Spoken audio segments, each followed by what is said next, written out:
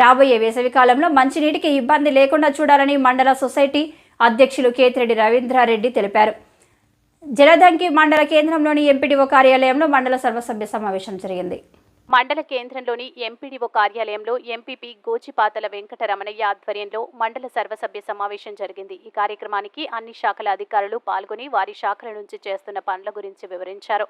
అనంతరం మండల సొసైటీ అధ్యక్షులు కేతిరెడ్డి రవీంద్రారెడ్డి మాట్లాడుతూ సర్పంచులందరూ కూడా అధికారులకు సహకరించి రాబోయే కాలంలో మంచినీటి ఇబ్బందులు లేకుండా చూసుకోవాలని ఆయన తెలిపారు. మండలంలో ఇన్ఛార్జ్ అధికారులు లేకుండా అందరినీ శాశ్వతమైన అధికారులను ఏర్పాటు చేసుకుని మండల అభివృద్ధికి కృషి చేద్దామని ఆయన అన్నారు. ఈ కార్యక్రమంలో గత 3 నెలలు దాదాపు 3 నెలలు అయింది. 3 నెలలు తక్కువ టైం అయినా కూడా నాయకులందరూ అభిమానం చూరుకున్నారు, బాగా పనిచేస్తున్నారని పేరు కూడా తెచ్చుకున్నారు. పక్క మండలాల్లో కూడా వింటం ఏంటంటే మీ ఎంపీడీఓ గారు సిబ్బంది చేత బాగా పనిచేస్తున్నాడు, నిక్కచ్చిగా మాట్లాడుతున్నాడు అనే పేరు తెచ్చుకున్నాడు. మరి ఎన్నికల్లో భాగంగా చిత్తూరు జిల్లా బదిలీ కావడం జరిగింది.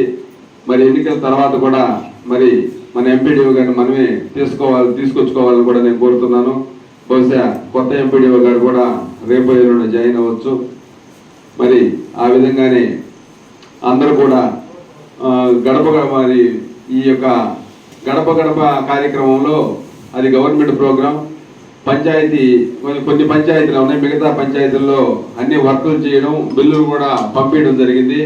మరి ఆ విధంగానే బ్రాహ్మణ కాక సర్పంచ్ గారు, కార్యదర్శి గారు ఆ ఇంజనీరింగ్ ఎస్టేట్ ఏఈల ద్వారా మీ గ్రామాల్లో కావాల్సిన పనులు కొంచెం ఐడెంటిఫై చేసి వీలైన త్వరగా గడప గడప ప్రోగ్రాం తర్వాత జరుపుకున్న టైం లేదు కాబట్టి వర్కర్లను ఐడెంటిఫై చేసి ఎస్టిమేట్లు పంపించవలసిందిగా ఎంపీడీఓ గారి ద్వారా కోరుతున్నాను. మరి ఆ విధంగానే జలదంకి పంచాయతీ కూడా అట్లా 2-3 పంచాయతీలు, సోమవారపాడు సచివాలయం, సోమవారపాడు కార్యదర్శి కూడా నేను తెలియజేయడం ఏంటంటే ఆ సర్పంచుల ద్వారా ఇంజనీరింగ్ ఎస్టిమేట్ పెట్టుకొని వీలైన త్వరగా ఎస్టిమేట్ వేయించి మంజూరుకు పంపించవలసిందిగా కోరుతున్నాను. పనులు మొదలు కాని దగ్గర కూడా